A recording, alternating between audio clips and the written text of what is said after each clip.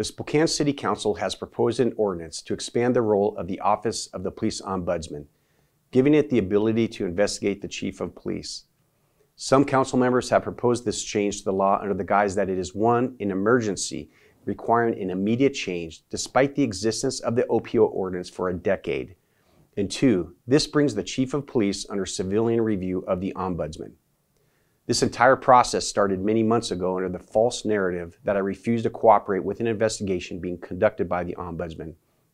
This investigation was initiated by one of our council members after body camera footage involving the council member was released pursuant to a public records request.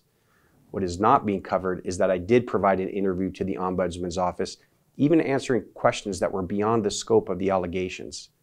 Regardless, this false narrative continues to be unreported and unrecognized, driving misunderstanding, whether intentional or not, surrounding this proposal.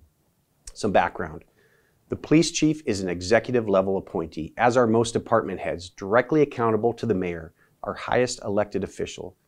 The mayor holds the authority to hire, fire, investigate, and give direction to department heads. This is true in virtually every city across the country. The City of Spokane Charter is a form of constitution for how Spokane City is to operate. The charter can only be changed by a vote of the people. Any ordinances or processes passed by the City Council must conform to the charter. Under Article 4, Section 24, Duties of the Mayor, the charter states, quote, "The mayor shall be the executive officer of the city. In addition to the powers and duties granted a chief executive and/or administrative officer under the law of the state of Washington, the mayor shall have the following powers and duties," end quote. Okay, that's the first portion that introduces the overall duties and authority of the mayor. Let's continue to Section O under the powers and duties of the mayor. Quote, "The mayor shall have the power to make investigation into the affairs of the city." This portion of the charter is very clear as to who holds the responsibility for investigation into city employees, the ones who conduct the affairs of the city. In the decade since the charter was updated, at no time was any chief of police ever considered to be under the purview of the Ombudsman, because such power was commonly understood to be outside the scope of the proposition voted on. Now, after a decade, some on the City Council are seeking to expand the authority of the Ombudsman's office to provide civilian oversight of the Chief of Police to an appointed Ombudsman. Unlike the mayor, who is elected by the people and directly accountable to voters, the Ombudsman is appointed by a board who themselves are appointed, none elected to be the voice of the people. Allowing this proposal to move forward will give an appointed, non-elected person, the Ombudsman, civilian authority over Chief of Police. Again, this extraordinary authority is contrary to the clearly stated duties of the mayor as outlined in the charter and is outside the intent of the proposition, which has been clearly understood for the last decade.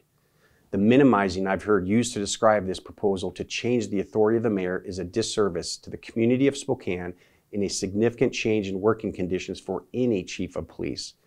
If allowed, this proposal will open up the chief of police to complaints related to how the budget is operated, deployment of officers, other staffing decisions, and any multitude of other operational decisions a chief must make, some of those decisions being unpopular in some circles, but necessary to best meet the competing needs of the many people in our community with limited resources. The proposal is a significant change in working conditions, conditions it appears no other chief in the country currently works under, and may impact future efforts to attract quality applicants for the position of chief.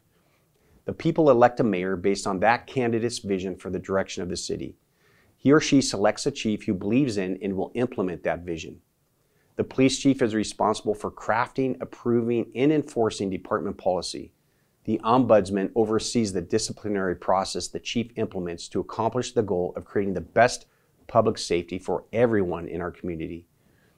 Inserting a non-elected person and making the chief of police subordinate to him or her undermines this process and is inconsistent with the charter. The mechanism to investigate the police chief already exists through the mayor, human resources, or an outside investigator. The City of Spokane deserves excellence in policing, and this modification to the city charter is an obstacle towards that service.